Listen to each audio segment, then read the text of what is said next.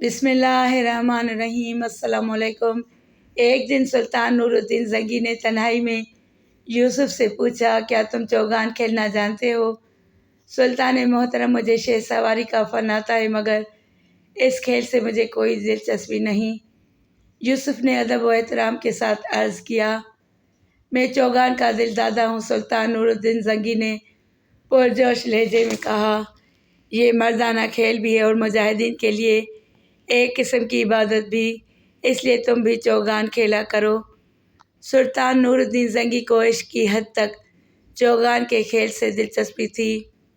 ان کی اسی دلچسپی کو دیکھ کر ایک دن کسی بزرگ نے انہیں بھرے دربار میں ٹوکتے ہوئے کہا تھا، کسی مسلمان حاکم کو یہ زیب نہیں دیتا کہ وہ ایک فضول کام میں اپنا قیمتی وقت برباد کرے۔ سلطان نور الدین زنگی نے بڑے صبر و تحمل کے ساتھ بزرگ کے اس سوال کو سنا، پھر نہایت نرم و شیریں لہجے میں جواب دیتے ہوئے کہا، اللہ شاہد ہے کہ میں اس کھیل کو دل لگی کے واسطے نہیں کھیلتا۔ چوگان میرے لیے ایک ورزش ہے، کیونکہ ایک مجاہد ہمیشہ جنگ میں مصروف نہیں رہتا۔ جب میں یہ کھیل کھیلتا ہوں تو میرا گھوڑا کسی دشمن پر اچانک حملے کے لیے تیار رہتا ہے۔ بزرگ نے بڑی حیرت کے ساتھ سلطان نور الدین زنگی کا جواب سنا اور بڑے والہانہ انداز میں بولے، اللہ سلطان کی عمر دراز کرے، شاید ہی کسی حاکم نے اللہ کی رضا حاصل کرنے کے لیے یہ کھیل کھیلا ہو۔ یہی وجہ تھی کہ سلطان نور الدین زنگی نے صلاح الدین کو چوگان کھیلنے کا مشورہ دیا تھا۔ قدرتی طور پر صلاح الدین بہترین شہ سوار تھا، نتیجتاً اس نے چند ماہ کی محنت کے بعد چوگان جیسے مشکل کھیل میں بھی مہارت حاصل کر لی۔ پھر ایک دن سلطان نے اپنے تمام امیروں کو میدان میں جمع کر کے حکم دیا، تم لوگ اپنے اپنے فن کا مظاہرہ کرو اور ایک دوسرے پر سبقت لے جانے کی کوشش کرو۔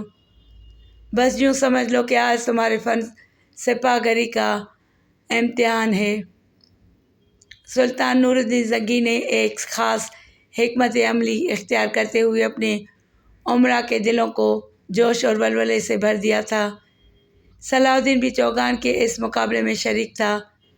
اپنے امیروں کو حکم دینے کے بعد سلطان نور الدین زنگی اس نوعمر کھلاڑی سے بھی مخاطب ہوا، یوسف آج تمہاری بھی آزمائش ہے۔ پھر مقابلہ شروع ہوا اور تھوڑی ہی دیر میں یہ بات ثابت ہو گئی کہ سلطان نور الدین زنگی کا کوئی سالار یا امیر اس کھیل میں صلاح الدین کی برابری نہیں کر سکتا۔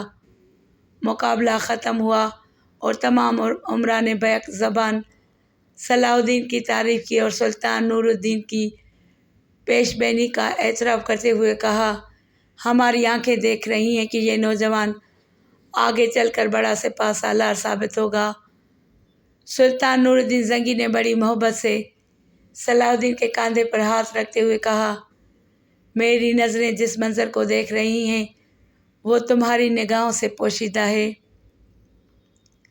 صلاح الدین کے لیے سلطان کی زبان سے یہ ستائشی الفاظ سن کر امیر ابن مرکوم کے سینے میں حسد کی آگ پوری شدت سے بھڑک اٹھی اور اس کا سرخ چہرہ کچھ دیر کے لیے سیاہ پڑ گیا۔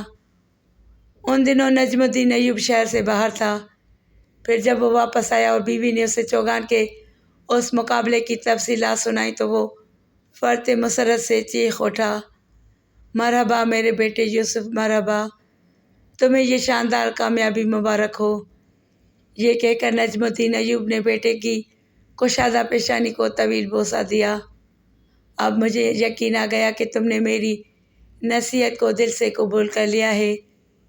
پھر شام کے تمام امیروں اور وزیروں نے یہ منظر بڑی حیرت سے دیکھا کہ سلطان نور الدین زنگی یوسف صلاح الدین کے ساتھ چوگان کھیل رہے ہیں۔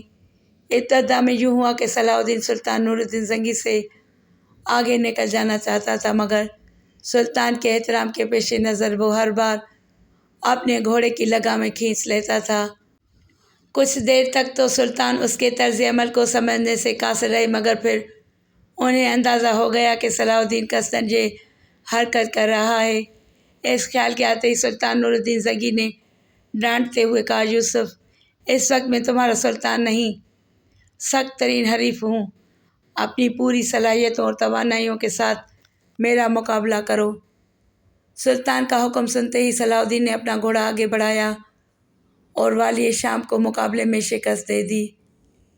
یہ سلطان نور الدین زنگی کی اعلیٰ ظرفی تھی کہ اپنی شکست پر ناراض ہونے کی بجائے انتہائی مسرت کا اظہار کیا اور انعام کے طور پر صلاح الدین کو ایک قیمتی خلعت عطا کی۔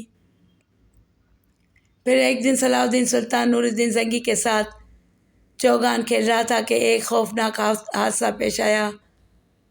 یوسف سلطان کے گھوڑے کا تعاقب کر رہا تھا۔ دونوں گھوڑے اپنی پوری رفتار میں تھے کہ یکایک صلاح الدین کے گھوڑے کو ٹھوکر لگی اور وہ اوندھے منہ زمین پر گر پڑا۔ اس کے ساتھ ہی یوسف بھی دور تک گھسیٹتا چلا گیا۔ میدان کے کنارے کھڑے ہوئے خدمتگار دوڑ پڑے۔ صلاح الدین نور الدین زنگی نے بھی فوراً ہی اپنے گھوڑے کی لگامیں کھینچ لی اور بھاگتے ہوئے صلاح الدین کے پاس پہنچے۔ صلاح الدین کا گھوڑا جس انداز سے زمین پر گرا تھا اسے دیکھ کر وہاں موجود خدمتگاروں نے یہی اندازہ کیا تھا کہ گھوڑے کے ساتھ سوار کو بھی شدید جسمانی نقصان پہنچا ہوگا اور دونوں کی جانیں ضائع ہونے کا بھی اندیشہ تھا، مگر لوگوں کے سارے اندیشے غلط ثابت ہوئے۔ جب سلطان نور الدین زنگی گھبرائے ہوئے صلاح الدین کے قریب پہنچے تو وہ زمین سے اٹھنے کی کوشش کر رہا تھا۔ سلطان نے سہارا دیا تو وہ فوراً اٹھ کھڑا ہوا اور مسکراتے ہوئے کہنے لگا، میں اللہ کے فضل و کرم اور سلطان عادل کی دعاؤں سے بالکل ٹھیک ہوں۔ سلطان نور الدین زنگی بڑی بے چینی کے ساتھ صلاح الدین کے پورے جسم کا جائزہ لے رہے تھے۔ بڑی عجیب بات تھی کہ اتنے بڑے حادثے میں صلاح الدین کے ہاتھوں اور پشت پر معمولی زخم آئے تھے، مگر اس کا دلکش چہرہ مکمل طور پر محفوظ تھا۔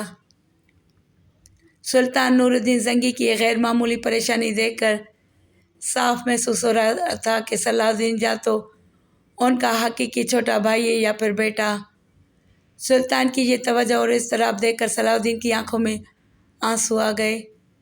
سلطان محترم، میں آپ کے اس خصوصی التفات کو کبھی فراموش نہ کر سکوں گا اور میں اللہ تعالیٰ کی اس عنایت خاص کو کبھی نہ بھلا سکوں گا۔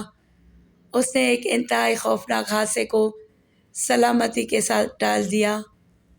سلطان نور الدین زنگی نے نہایت پرسوز لہجے میں کہا، تم میرے دست و بازو ہو یوسف۔ پھر صلاح الدین گھوڑے کی طرف متوجہ ہوا جس کی ہڈیاں تو سلامت تھی مگر پورا بدن زخموں سے چور تھا۔ یوسف جھکا اور آہستہ آہستہ گھوڑے کی پشت پر ہاتھ پھیرنے لگا۔ میرے وفادار ساتھی، میں تجھ سے شرمندہ ہوں کہ تجھے ناحق میری وجہ سے یہ تکلیف پہنچی۔ یہ کہتے کہتے یوسف کی آنکھوں میں آنسو آ گئے۔ سلطان نور الدین زنگی نے بڑی حیرت سے یہ منظر دیکھا۔ آج پہلی بار سلطان کو اندازہ ہوا کہ یوسف کس قدر حساس نوجوان ہے۔ بیٹے کی جان بچ جانے کی خوشی میں نجم الدین ایوب اور ست الملک خاتون نے غریبوں میں کھانا اور کپڑے تقسیم کیے۔ اس موقع پر سلطان نور الدین زنگی نے خصوصی دربار آراستہ کیا اور صلاح الدین کو اپنے تخت کے برابر کرسی پر بٹھایا۔ پھر درباری مورخ عماد کاتب نے کھڑے ہو کر انتہائی پرجوش لہجے میں صلاح الدین کے لیے یہ دعا یا اشعار پڑھے، تم کسی عمدہ گھوڑے کے لڑکھڑانے پر حیرت کا اظہار نہ کرو جبکہ اس کی پشت پر تم جیسا مرد سخی سوار ہو۔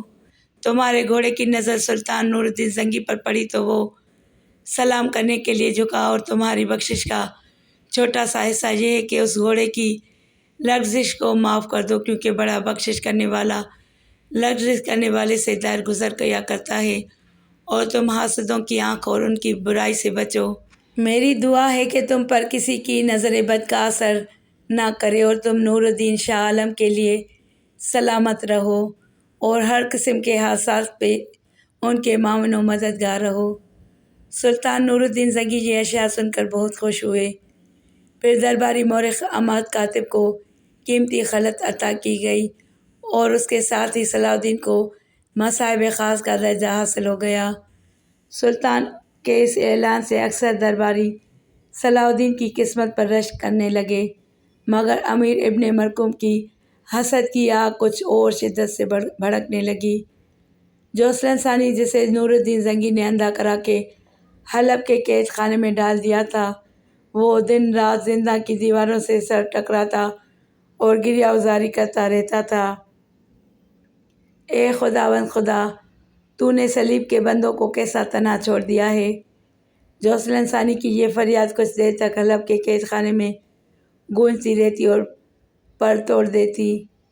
بظاہر یہ فتنہ اگر ہمیشہ کے لیے ناکارہ ہو چکا تھا، مگر عیسائی دنیا نے سلطان نور الدین زنگی کے ہاتھوں ایڈیسا کی شکست کو فراموش نہیں کیا تھا۔ پھر اچانک صلیبیوں میں ایک اور فتنہ گر نمودار ہوا جو اسلام دشمن میں گاڈفرے، جوسلن ثانی اور بلڈون سے بھی کہیں آگے تھا۔ بلڈون کا مختصر تعارف یہ ہے کہ وہ شاہ یروشلم گاڈفرے کا چھوٹا بھائی تھا۔ گاڈفرے کی شدید خواہش تھی کہ وہ مسلمانوں کا وجود صفحۂ ہستی سے مٹا دے اور پورے مشرق کو اپنے گھوڑوں کی سموں سے رونق ڈالے، مگر اس کا یہ ارمان پورا نہ ہو سکا اور 1100 کو فرشتہ اجل نے اس کی سانسیں غصب کر لیں۔ مرنے سے ایک دن پہلے گاڈفرے نے اپنے چھوٹے بھائی بلڈون کو تنہائی میں طلب کرتے ہوئے کہا، میرے عزیز بھائی، ایسا لگتا ہے کہ میری سانسوں کا شمار پورا ہو چکا ہے۔ گاڈفرے کی آنکھوں سے آنسو رواں تھے۔ برادر محترم، طبیبوں کو امید ہے کہ آپ جلد صحت یاب ہو جائیں گے۔ بلڈون نے بڑے بھائی کو تسلی دیتے ہوئے کہا، مجھ سے جھوٹ مت بولو۔ بلڈون، شاہ یروشلم گاڈفرے کی آواز نکاح سے کانپ رہی تھی، اب زیادہ وقت نہیں ہے، اس لیے پورے ہوش و حواس کے ساتھ میری بات سنو۔ بلڈون ہمتاً گوش ہو گیا۔ میں ساری دنیا پر مسیحیت کا پرچم لہرانا چاہتا تھا، مگر افسوس وقت نے مجھے مہلت نہیں دی۔ گاڈفرے کمزوری کے باعث رک رک کر بول رہا تھا، مجھے یقین ہے کہ میرے مرنے کے بعد یروشلم کے عیسائی تمہیں اپنا بادشاہ منتخب کر لیں گے۔ پھر جب تم تخت نشین ہو جاؤ تو میرے تمام خواب کی تعبیر تلاش کرنا۔ آپ کا خواب کیا ہے برادر محترم؟ بلڈون نے الداس لہجے میں پوچھا۔ ہمیں کسی بھی مذہب کے ماننے والوں سے کوئی دشمنی نہیں ہے۔ گاڈفرے کی آواز آہستہ آہستہ مدھم ہوتی جا رہی تھی۔ بس مسلمان ہی ہمارے پہلے اور آخری دشمن ہیں، اس لیے کہ وہ یسوع مسیح کو خدا کا بیٹا نہیں مانتے۔ تم پر فرض ہے کہ تم مسلمانوں سے اپنے پیغمبر کی توہین کا ایسا بدلہ لو کہ وہ رہتی دنیا تک یاد رکھا جائے۔ بلڈون نے بڑے بھائی کے کانپتے ہوئے ہاتھ اپنے ہاتھ میں لے کر وعدہ کیا کہ وہ مسلمانوں کے کثیر اقتدار کو ڈھا کر ہی دم لے گا۔ اور آخری نصیحت۔ گاڈفرے کی آواز ڈوبنے لگی، اپنے دشمن کو کبھی معاف نہ کرنا۔ ایک حکمران کے لیے اس سے بڑی حمایت کوئی اور نہیں ہو سکتی کہ وہ اپنے دشمن کو امان بخش دے۔ گاڈفرے نے مسلمانوں کے خلاف اپنے دل میں بھرا ہوا زہر کا آخری قطرہ بھی اگل دیا اور دنیا سے رخصت ہو گیا۔ گاڈفرے کی موت کے بعد یروشلم کے عیسائیوں نے اس کے چھوٹے بھائی بلڈون کو اپنا بادشاہ منتخب کر لیا۔ 7 دن تک یروشلم کی فضائیں گاڈفرے کے غم میں سوگوار رہیں۔ پھر بلڈون نے 40 دن تک اپنا جشن تاج پوشی اتنی دھوم دھام سے منایا کہ دیکھنے والے حیرت زدہ رہ گئے۔ شاہی محل میں شراب کی نہریں جاری تھیں اور حسین رقاصائیں عیسائی امراء کا دل بہلا رہی تھیں۔ پھر جب یہ جشن مسرت ختم ہوا تو اسے اپنے بھائی گاڈفرے کی وصیت یاد آئی۔ پھر وہ صلیبیوں کے ایک لشکر جرار کے ساتھ توسیع سلطنت کا جنون لے کر یروشلم کی حدود سے باہر نکلا۔ پھر چند سالوں کے اندر بلڈون نے حیفا، بسیان، ارسوف، فیساریہ، سور، عکا، طرابلس اور بیروت فتح کر لیا۔ ان فتوحات کے دوران میں صلیبی لشکر نے مسلمانوں پر جو مظالم ڈھائے، آسمان کی آنکھ شاید ہی کبھی ایسے لرزہ خیز اور دردناک مناظر دیکھ سکے۔ عفت مآب مسلمان خواتین کی سرِ عام آبرو ریزی تو عیسائیوں کی ایک دلچسپ تفریح تھی، مگر سب سے لذت انگیز تماشا یہ تھا کہ وہ دودھ پیتے بچوں کو ماؤں کی گود سے چھین لیتے تھے، پھر ان معصوموں کو ہوا میں اچھال کر اپنی تلواروں پر روکنے کی کوشش کرتے تھے۔ نتیجتاً صلیبیوں کی شمشیریں ان شیر خوار بچوں کے جسموں میں اتر جاتی تھیں اور وہ تڑپنے لگتے تھے۔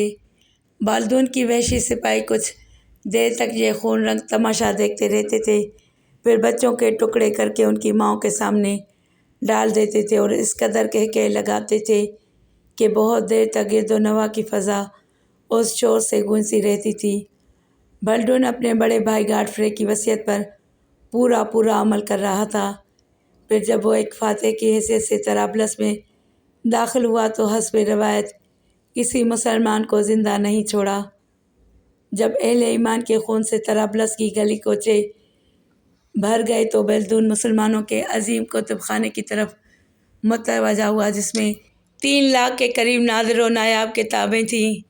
اس کتب خانے کی وسعت و عظمت کا اندازہ اس سے کیا جا سکتا ہے کہ 100 سے زیادہ کاتب دن رات نقل میں مصروف رہتے تھے۔ جب بالڈون طرابلس کے کتب خانے کی طرف بڑھا تو اپنے وقت کا محتسب ترین پادری گارزن بھی اس کے ہمراہ تھا۔ پادری کے ہاتھ میں ایک جلتی ہوئی مشعل تھی اور وہ دنیا کی نہایت قیمتی اور نایاب کتابوں کو آگ لگانے جا رہا تھا۔ جب کتب خانے کے منتظم ارسلان کو صلیبیوں کی اس خوفناک ارادے کی خبر ہوئی تو وہ عمارت کے صدر دروازے پر آ گئے۔ ان کے پیچھے 50 کے قریب کاتب بھی تھے۔ قاضی ارسلان نے اس عظیم علمی سرمایہ کو بچانے کے لیے پادری گارزن کے سامنے ہاتھ جوڑ دیے اور کسی فقیر کی طرح گڑ گڑاتے ہوئے کہا، ہمیں پتہ ہے کہ ہماری گردنیں تمہاری تیغ خون آشام سے محفوظ نہیں رہیں گی۔ ہم تم سے اپنی جانوں کی سلامتی کا سوال نہیں کرتے کہ ایک دن ہمیں جانا ہی ہے، مگر اس کتب خانے کے لیے تمہارے رحم کی بھیک مانگتے ہیں۔ یہ وہ سرمایہ ہے جو آنے والی نسلوں کے لیے صدیوں تک کام آئے گا، اور وہ نسلیں تمہاری بھی ہو سکتی ہیں۔ علم تو تمام انسانیت کی میراث ہے۔ قاضی ارسلان نے علم دوستی کا حق ادا کر دیا تھا۔ انہیں اپنی جان سے زیادہ ان یادگار تصانیف کی فکر تھی جو اہل دانش کی صدیوں کی تحقیق و جستجو اور ذہنی کاوشوں کا نتیجہ تھی، مگر جنونی پادری گارزن نے قاضی ارسلان کی تمام التجاؤں کو نہایت حقارت سے ٹھکرا دیا اور غضبناک لہجے میں بولا، ہم نے یسوع مسیح سے وعدہ کیا ہے کہ ہم اس زمین پر مسلمانوں کی کسی یادگار کو قائم نہیں رہنے دیں گے۔ پھر پادری گارزن کے اشارے پر قاضی ارسلان اور 50 مسلمان کے سر قلم کر دیے گئے۔ اس کے بعد گارزن نے آگے بڑھ کر کتب خانے کو آگ لگا دی۔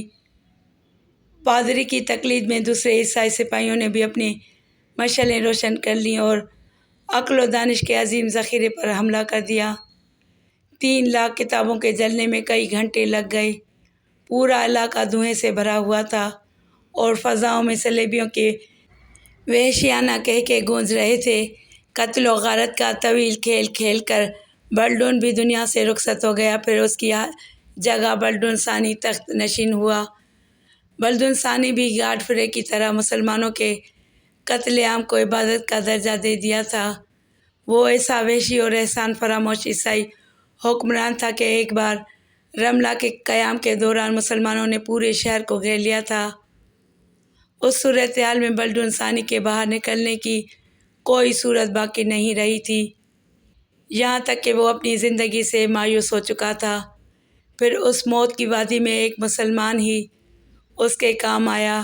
یہ وہ مسلمان سپاہی تھا جس پر بالڈون نے کبھی کوئی احسان کیا تھا۔ آخر اس مسلمان نے احسان کا بدلہ اتارنے کے لیے بالڈون ثانی کو ایک خفیہ راستے سے شہر سے باہر نکال دیا۔ پھر جب بالڈون ثانی اپنے محفوظ پناہ گاہ تک پہنچ گیا تو اس نے ایک بھاری لشکر کے ساتھ رملہ پر حملہ کر دیا، جس کے نتیجے میں بے شمار مسلمان تہہ تیغ ہو گئے۔ صلیبیوں کی طاقت روز بروز بڑھتی جا رہی تھی، یہاں تک کہ عیسائیوں کی 4 مضبوط ریاستیں قائم ہو گئی تھیں۔ ابھی یہ سیلاب بلا کچھ اور مسلم علاقوں کو لپیٹ میں لینے والا تھا کہ عماد الدین زنگی مرحوم نے اڈیسا میں جوسلن ثانی کو شکست دے کر صلیبی سلطان کا ایک مضبوط ستون ڈھا دیا۔ بعد میں سلطان نور الدین زنگی نے جوسلن ثانی کو اندھا کر کے ہمیشہ کے لیے اس فتنہ گر کی سازشوں کا خاتمہ کر دیا تھا۔ ابھی دنیا بھر کے عیسائی اڈیسا کی شکست کا ماتم کر ہی رہے تھے کہ صلیبیوں میں ایک اور فتنہ اگر پیدا ہوا جو مذہبی عصبیت میں دوسرے عیسائیوں سے زیادہ شفاف تھا۔ یہ ایک پراسرار راہب سینٹ برنارڈ تھا جو برگدی کے ایک امیر کا بیٹا تھا۔ یکایک برنارڈ عیش و عشرت کی زندگی چھوڑ کر تارک دنیا ہو گیا اور ایک غار میں بیٹھ کر 15 سال تک عبادت کرتا رہا۔